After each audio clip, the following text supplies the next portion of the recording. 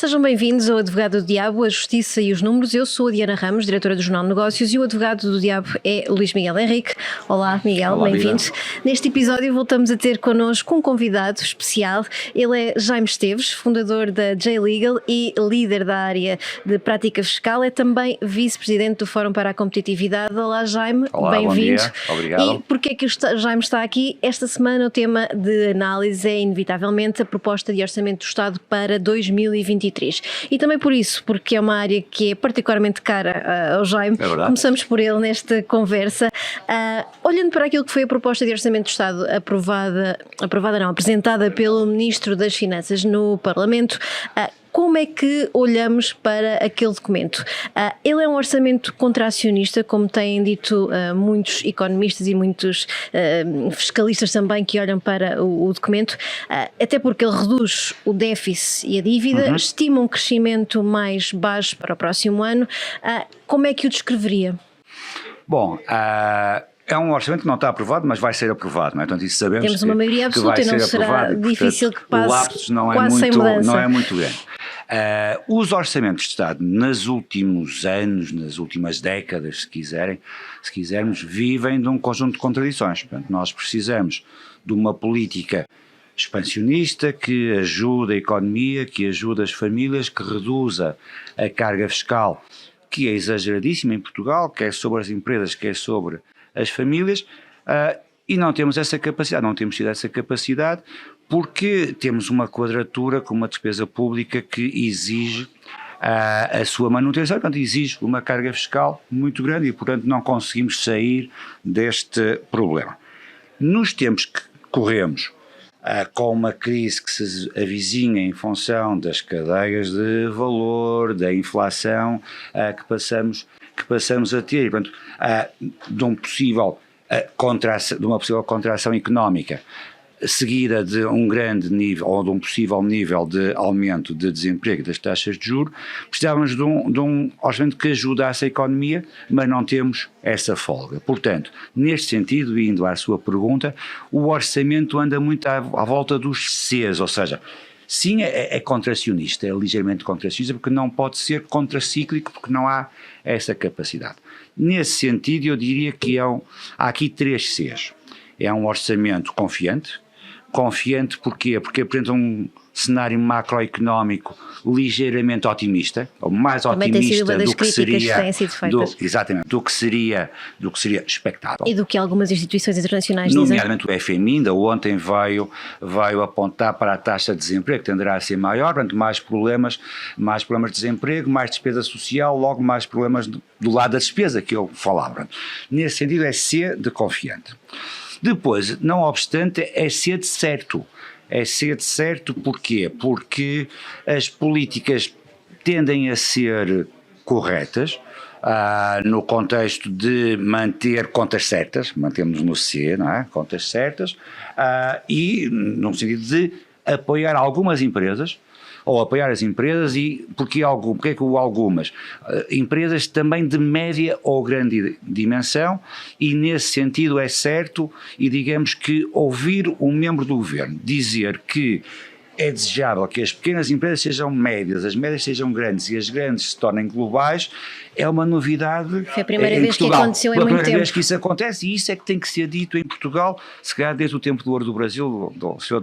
El Rei Dom João. Portanto, isso digamos que é certo. Depois, quando formos mais ao detalhe, vamos ver que é pouquinho, ou seja, é curto, ou seja, as tais medidas positivas à economia, às empresas, transversalmente às famílias, se quisermos, que eram necessárias e que são necessárias, são curtas, e portanto temos aqui 3 Cs: confiança, certo, mas curto e, portanto, pouquinho. É uma boa descrição, Miguel. E para quem olha para este orçamento e está fora do universo da fiscalidade, da economia, o que é que vê e o que é que lá encontra? Olha, eu já ouvi aqui com o Jaime, deixa-me dizer o seguinte: orçamentar é um exercício de futurologia, e futurologia neste momento é aquilo que sempre difícil, mais difícil se torna. São tempos de vida. Eu pensei, estava a ouvir o Jaime, eu próprio estou a começar a pensar qual é que é o orçamento das minhas empresas para o próximo ano, e é complicado, portanto. E a melhor descrição que eu ouvi para isto foi de um jornalista em que falou de otimismo prudente, isto é, ele é otimista, mas tem a prudência necessária.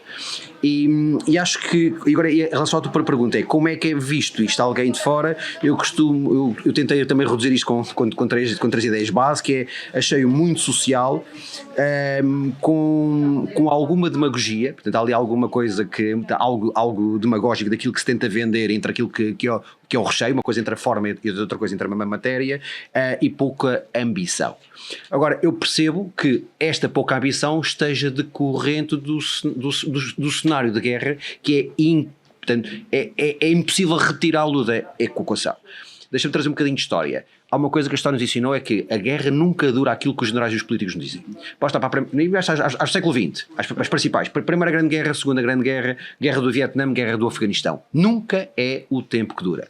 E isto vai ficar pior antes de ficar melhor. Portanto, qualquer exercício de futurologia relativamente assegurado é difícil. Posto isto, faço minhas as palavras daquilo que o Jaime nos traz, porque é, no fundo, a análise que neste momento pode para já ser feita. O Jaime já falou nesta intervenção inicial do otimismo que existe nas projeções do governo, também algumas instituições já o disseram. Olhamos, por exemplo, para a inflação. É crível que ela seja de facto de 4% no próximo ano. Os números estão bastante acima disso. O Luís, não é? Quando nós vamos e o para emprego, a guerra, que também é outro fator de risco. Sim, Força, sem dúvida.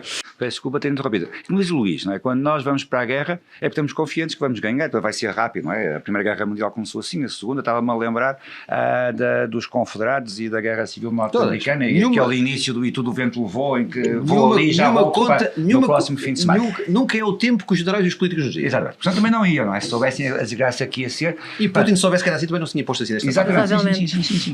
Portanto, o que é que isso significa? Que o Luís deu a razão, as coisas vão melhorar, eu diria muito, antes de piorar, as coisas vão piorar, eu diria muito, antes de melhorarem, e eu acrescentaria daqui a bastante tempo. Portanto, isto vai ser mais longo e mais penoso do que nós temos pensado.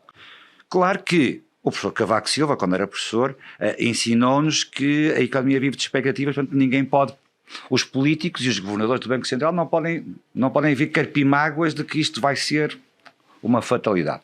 Mas vai. E, portanto, nós temos ouvido sempre dizer sistematicamente que a inflação é temporária. Era curtíssima, era temporária, umas cadeias de valor, vai recuperar num instante. Agora já não conseguem dizer isso. Agora dizem que no próximo ano vai voltar aos 4%, e os 4% é um valor desejável contra os 2%, é o novo paradigma. Não me parece que vá acontecer, mas também não pode ser dito nesta altura, sob pena de ser uma self-prophecy, de se autoconcretizar. Portanto, nesse sentido é um orçamento confiante, o tal C da confiança. Porquê? Porque a taxa de desemprego vai ser maior, a inflação vai ser significativamente maior, já lá vamos, o que significa que as taxas de juros também vão começar a disparar, e vamos ver o que é que vai acontecer a Itália, a França, a Espanha e Portugal por arrasto. A inflação ser bastante grande, de alguma forma, é uma bênção também para nós. Por causa das receitas. Por causa das receitas, e não só, veja bem, as receitas em termos nominais vão aumentar. E repare, o crescimento que se prevê no Orçamento de Estado, no fundo é uma contração, porque se estimarmos uma inflação, mesmo de 4%, temos uma contração da economia, mas tal como nas famílias há um deslocar de riqueza dos credores para os devedores, isso também significa que o mesmo acontece no Estado. E, portanto, não é por acaso que a nossa dívida face ao PIB desce significativamente. Ou seja, nós vamos eventualmente conseguir cumprir mais cedo os objetivos de redução do déficit por manutenção da dívida nominal, em que face ao PIB tem um valor menor, porque o euro vale menos. Adicionalmente, o facto de o euro estar relativamente fraco, ou substancialmente fraco, face ao dólar, também é positivo, no fundo, era algo que nós queríamos para ajudar nossas exportações, dificultar as nossas importações, que não conseguíamos, porque tínhamos uma Alemanha pujante a puxar o euro, vamos ter uma Alemanha a contrair. Agora, efeito de desvalorização da moeda, mas por via do mercado. Isso. O que também não é positivo, porque a Alemanha é a locomotiva da Europa e, portanto, os nossos mercados tradicionais também vão entrar em recessão. Ou seja, é demasiadamente confiante, o Luís não dá razão, isto vai piorar e por um tempo relativamente significativo. Miguel, e que riscos é que vê nesta conjuntura internacional? Pelo menos aqueles que são mais relevantes. Vou-te dar-te o nome do bicho-papão, que no início do ano andou a rondar e passou, nomeadamente o próprio Governador do Banco de Portugal falou dele, já falou-se, tem a ver com a estagflação. Quando se começa a falar destas questões e começas a ter de um lado a palavra seja estagnação ou recessão, e do outro lado a inflação, tens um outro que esse, em teoria, e se tudo isto piorar, será o grande bicho-papão e o grande risco. Agora, acho que ainda estamos longe, acho que ainda pode acontecer, mas para te responder à pergunta de forma correta, esse terá obrigatoriamente que ser o grande risco e aquilo que tem. Há um outro mais social. Há um outro que, além da questão política, da questão económica, é um outro que também é político e mais social, que tem a ver com aquilo que eu lhe chamo a falta de capacidade de sofrimento coletivo desta nova geração. Isto é, há uma nova geração que não está habituada a grandes sacrifícios, portanto, isto de faltar a luz, isto de faltar alguma coisa, o combustível, ter uma fila. Se calhar, eu sou do tempo em que eu ia, enquanto criança, para a fila do leite, não havia leite, eu tinha que ir para a fila do pão, havia coisas que na década de 70 nós passámos, portanto, há aqui um conjunto de situações que há muitas décadas, fruto de uma paz, de um crescimento económico, com todas as queixas que nós fazemos, e basta viajar para outras zonas do globo ao dia de hoje, e queixas que aqui existem quando nós nos deparamos com outras situações são completamente distintas, isto é, as pessoas estão preparadas para maus tempos que aí vêm e coisas que nós não controlamos, e este talvez seja, fora da economia e fora da política, socialmente o problema, a variável da equação que pode agravar os problemas se não houver essa compreensão e essa capacidade de sacrifício, caso a guerra se prolongue. Jaime, do ponto de vista fiscal, como é que olha para aquelas alterações que foram introduzidas, quer ao nível do IRC, quer ao nível do IRS para as famílias? Eu voltaria aos dois Cs, ao certo, mas curto, né? Portanto, eu diria que entre aquele debate que houve da necessidade de redução da tributação ou transversal ou seletiva Do IRC. E já agora também das famílias, do IRS, mas do IRC, concretizando que era esse propósito a discussão. Claramente ganhou o Ministro das Finanças, ou seja, não há uma redução transversal, há uma redução seletiva do modo certo e dentro daquilo que é possível, já lá vamos, mas seletivo. Não é? Por outro lado, também essa seletividade é curta, não tem uma grande materialidade, também já lá vamos, e portanto podemos dizer que o Ministro das Finanças versus o Ministro da Economia ganhou duas vezes, um porque não é transversal, é seletivo, e dois porque também não há muito material, é pequeno. Dentro disto, aplaudindo, não é? Eu salientaria duas medidas que me parecem muito importantes. Uma, a alteração ao regime do reporte dos prejuízos fiscais. Portanto, nós tínhamos um regime que ia de 5, 6, 12 anos, que passa para uma dedução ad eternum dos prejuízos fiscais. Portanto, eles deixam de ter limites. Que, aliás, não existe provavelmente em outra geografia. Existem vários. Ad eternum, 30 anos, 25 anos, 15 anos, existem bons exemplos. E isso é absolutamente justo, ou seja, nós só calculamos lucros anuais nas famílias, nas empresas, porque precisamos ter uma baliza temporal para cobrar um imposto. Se eu perco dinheiro num ano, no ano seguinte não estou a ganhar, mesmo que o ganhe, estou a recuperar aquilo que já perdi. Portanto, abstrair dessas perdas, seja porque o reporte só são 5 anos, 6 anos, 12 anos, é uma abstração que falha na justiça. E, portanto, permitir o reporte ad infinitum, sem prazo, é de uma elementar justiça. Depois, é muito importante para as empresas, não tanto pelo pagamento a mais ou a menos, mas porque isso permite garantir que o que quer que aconteça, os prejuízos fiscais venham a ser recuperados. O que não só é justo, como eu referia, como adicionalmente permite reforçar o balanço. Porquê? Porque permite contabilizar impostos de diferidos ativos, sem querer ser muito técnico, mas impostos, tanto nesta casa pode ser um bocadinho mais técnico, impostos de diferidos ativos, o que reforçam o balanço sem que seja questionada a capacidade de utilizar os prejuízos fiscais. Portanto, muito importante. Agora, é sintomático que a contrapartida disto seja dizer, bom, mas todos os anos do teu lucro, pelo menos 30% tinha que ser tributado. Antigamente, agora 35%, portanto, aumenta 5 pontos percentuais. Não é muito, mas é um sinal de que é a contragosto, é curto, é para tentar maximizar a receita fiscal no curto prazo, ainda que dando no longo prazo, o que é muito típico das soluções fiscais que tivemos nos últimos meses, por exemplo, nas rendas para os senhorios, e já lá vamos depois se quiser. Portanto, nesse sentido é curto. Por outro lado, também é curto, porque se nós temos que apoiar financeiramente a tesouraria das empresas agora, não é dando-lhe um reporte ad aeternum, seria permitir o reporte para trás, como o Fórum para a Competitividade tem defendido. Ou seja, o reporte para trás dos prejuízos permitia o quê? Identificar empresas que precisam, porquê? Porque têm prejuízos. 2, que merecem, porquê? Porque tiveram lucros. E permitia, sem uma despesa fiscal, portanto, sem um gasto fiscal por parte do Estado, apoiá-las de imediato, dando-lhe um reembolso do imposto que já pagaram, tendo como contrapartida assim, esse prejuízo fiscal já não pode ser reportado para a frente. Portanto, não é uma despesa fiscal, mantinha essas empresas à tona. Portanto, prejuízos fiscais, excelente, fantástico, de aplaudir, podia ser ligeiramente mais efetivo, podia. O mesmo se diga para o ICE, o incentivo à capitalização das empresas. Não sei se depois se vai dizer isso, se ICE, enfim, que vem substituir o quê? A remuneração convencional do capital social e a dedução dos lucros retidos e reinvestidos. Portanto, junto a isto tudo, num só pacote, é fantástico.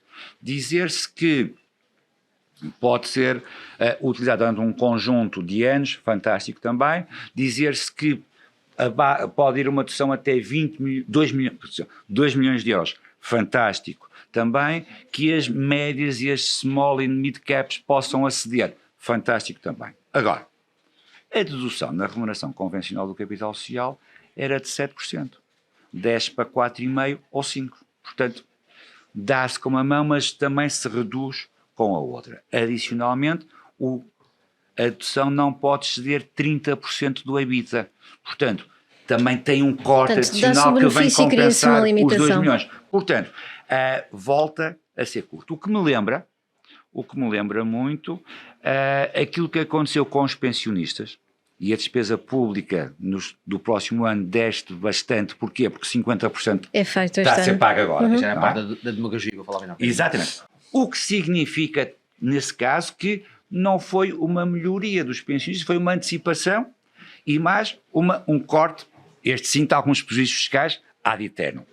E o mesmo se diga para o apoio às rendas, à custa dos senhorios, o que de alguma forma mata o mercado de arrendamento.